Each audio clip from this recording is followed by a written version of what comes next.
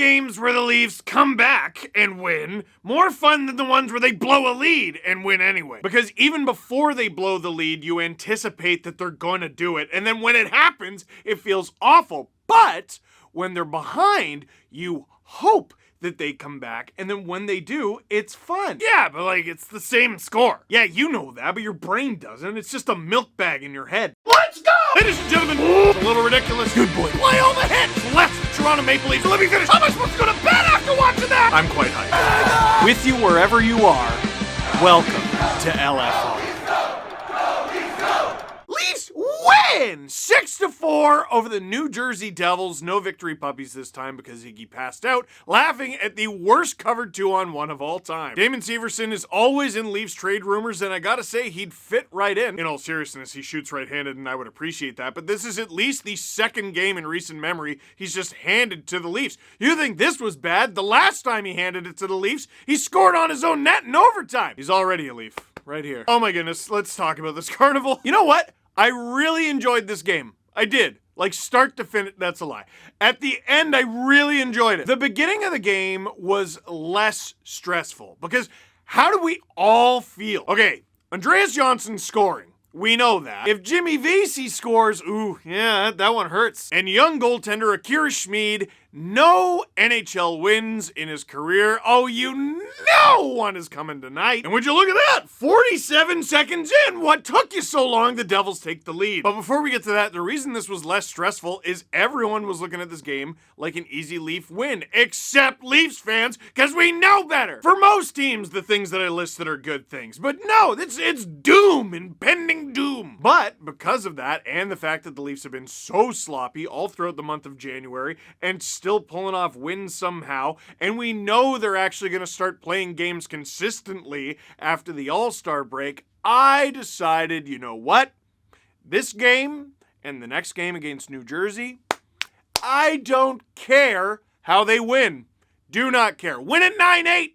I don't care. As long as they win. Now, obviously, things did not start well. 47 seconds in, the Devils scored. Jack Campbell was a big story in this game, allowing 3 goals on 9 shots. But might I suggest something? Look at this! Look at this crap! Look at it! How is this all his fault? Yes, goalies are supposed to make saves. Yes, Jack Campbell was taking a step back recently.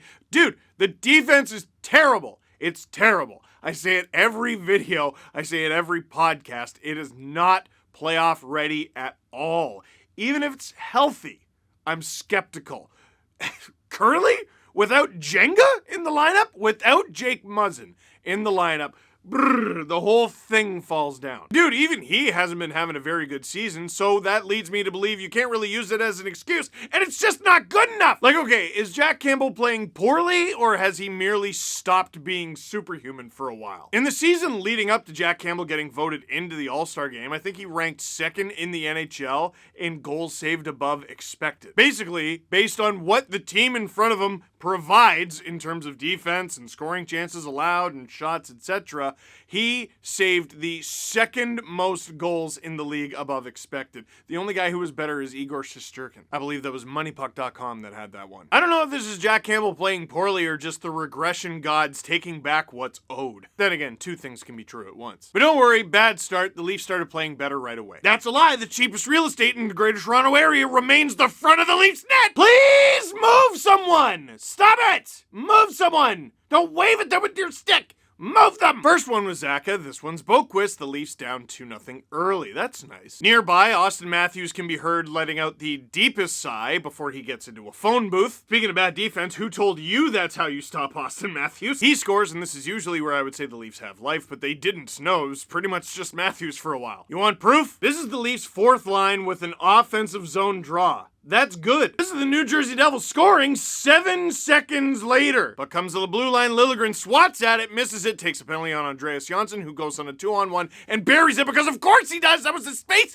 on the bingo card, the free one, by the way. And it's 3-1. Joey Anderson's still chilling in the minors, and he's like, hey, don't pick on me. Look at Mason Marchment. Actually, I'd rather not look at Mason Marchment. Once again, Austin Matthews, on nights like this, seems like the most underpaid player in the league, lets out the greatest sigh. Peter Mrazek is now in net, by the way. Man, watching the highlights back on this game, 2 terrible defensive teams, man. Here, let's put it right here. Matthews enters the zone, gives it to Mitch Marner, who passes to who? I don't know. Who do you think he should pass it to? Oh, that guy? Oh, the one who's wide open? He's like a point-of-game defenseman since he signed his new deal? Wait, it gets better. Marner does pass to Morgan Riley, and the Devils go, oh shoot, we better all look at that guy. And here's Austin Matthews going, yeah, you totally should. A few games ago, Sheldon Keefe referred to the Leafs as soft and purposeless, and holy smokes, the Devils giving him a run for their money. Riley fires it on, beautiful tip from Matthews, and it's easy to tip it beautifully when no one's doing anything to you. 3-2 after one, and you could tell this had the makings of a dumb one. Second period, it was 27 total shots, and only one of them went in. And it wasn't for the Leafs. Ryan Graves puts it on, Nathan Bastian gets the rebound, and that's the only puck that beat Mrazek tonight. But the Devils have the 4-2 lead heading into the third period, which is great news for the Leafs because the New Jersey Devils obviously didn't read the memo. That's a death sentence! Because beginning of the third period, Jason Spezza takes a needless penalty. You gotta stop, Jason. But the Leafs kill it off. Leafs penalty kill very effective as of late. And Jason Spezza back at it. Leafs going to work. Alexander Kerfoot to Ilya Mikheyev for just his second assist of the season, you goal suck. Throws it in front of Jason Spezza. Oh, I felt bad for Schmid. Kira Schmid was born just 11 months after Jason Spezza was drafted. That shot just mwah. Vintage brings the Leafs within one. A comeback sparked by Jason Spezza. Have we seen this before? I don't think so. Oh, we have? Alarmingly often. Okay, I'll take your word for it. The third period continues. The New Jersey Devils show nothing. I shouldn't say nothing. They had 2 shots. Seriously, the shots in the third were 11-2 for the Leafs, and they weren't even losing for the whole thing. In fact, still 6.5 minutes to go, and they tie it.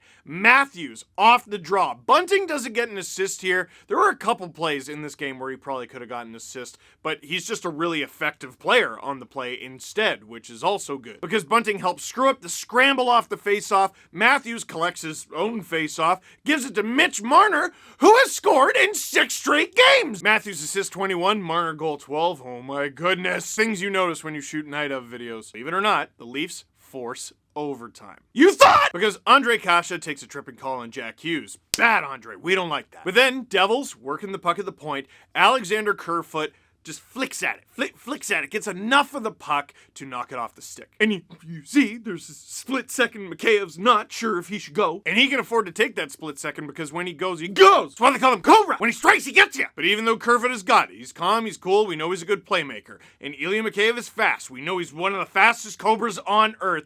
Damon Severson has it handled. He's going to break this up. The Devils are going to take it the other way, and they're going to get the lead back. Or he's just going to kind of stop. Every angle of this is bad. I think this one's the worst. I'm sorry. What's Schmid supposed to do here?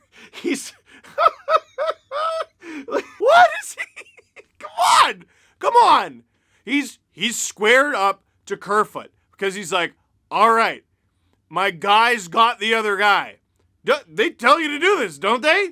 Just let the goalie face the shooter and take the pass. Isn't that it? Depends who you ask. Some people say the opposite, but whatever. Make a decision and, oh yeah, don't worry.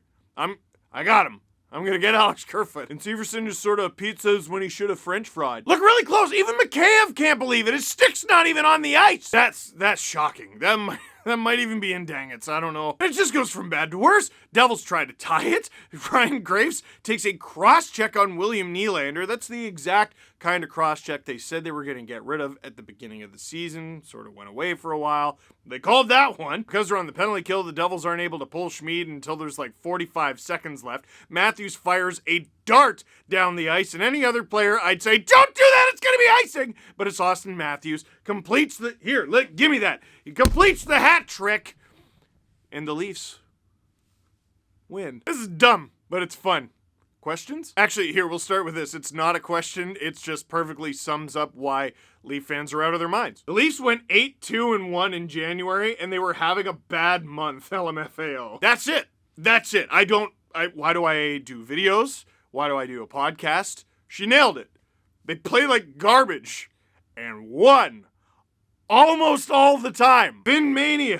Why is this team the way that they are? I don't know, man. I don't know. You know what I want? I want everyone to acknowledge that they are the way that they are. We're not making this up. It's not in our heads. We read a tweet on the podcast today where the Bruins, The other day, they blew a 3-1 lead to the Colorado Avalanche, and oh my god, the world wasn't burning down as a result. Do not gaslight me! Ooh, the Bruins, they did it once! Tell me when they do it 5 out of 7 times! That's gaslighting. I'm gaslit. No. Do not gaslight me. So if anyone's ever like, oh, the Leafs were 8-2-1 in January, why are you so upset? Because you're gaslighting me is why I'm upset. You worried about Campbell's last 7 games? A little. Probably not as much as most. He's proven this season that he's very good. And look at Mrazek. Look at him. That was nice. Came in relief. Was good. The 1 goal he allowed. He won. He was good. I don't care who starts the next game. Legitimately don't. Start Mrazek again. Just do it. Campbell's going to the All-Star game. He needs a break. Or maybe give him the game so that he feels better about himself heading into the All-Star break. I don't know. I don't think they can make the wrong decision. Just split the net in February. They have to. Jack needs a rest. The Leafs' problems this season have not been goaltending. Or, despite everything, winning hockey games. They've won so many! What can we take away from the last few games? Are they playing that type of playoff hockey Keefe is looking for by battling back when they're down? Or would you prefer they just dominate their opponents like they did in the North Division last year? Okay, so when they were blowing a 3-1 or 4-1 lead every single night, almost every single night, except for just losing outright to the Arizona Coyotes, when that was happening, I was like, uh-oh, this is bad. The more it went on, and last game is when it really clicked, I just want them to win. That's it. And the season begins anew after the All-Star break. Tomorrow's game, do not care. Don't play defense. I don't care. I don't want to see it. Just let it ride. Win 7-6. Throw the Subban on there. 7-6. Make it 9-8.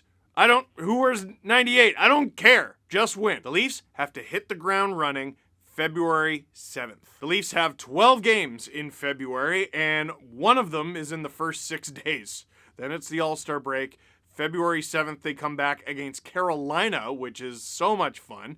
A couple days off, play Thursday, play Saturday, and then we go. Luckily, just the one back-to-back, but they're essentially going to be playing every second day, which they haven't been able to do since before Christmas. So they obviously have the will to win. They're still scoring playoff-style goals. Their offensive ability, their offensive minds have not gone. All the skill is there, but the defensive structure is extraordinarily not there. They can't get into a groove, and they don't have any defensive chemistry. This is how they play at the beginning of the season when they're not used to playing with each other. Because for as good as the Leafs were before the COVID shutdown just before Christmas, it's like they had to start their season over again. It's like a lot of teams did. You know, it's not woe is the Leafs. I mean, they have it a little harder because they're a Canadian team. And despite that, they went 8-2-1 in January. So that's great news, especially when you have Florida and 6 points in a single game Mason Marchment and Tampa and Boston and all that. You need the points.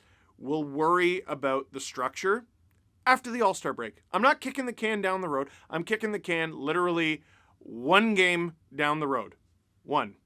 February 7th. That's where it all starts. I don't expect it to be crisp because it's the first game back and it's against a very good team. But as the month progresses, whether they win or lose, I expect to see them get better and better and better. But what do you think? So that is it for this one. Thank you very much for watching. Click like if you like this video. Click subscribe. If you really liked it, tell all your friends. They don't ask how, they ask how many. Brand new Steve Dangle podcast and brand new Chris Johnston show on SDPN.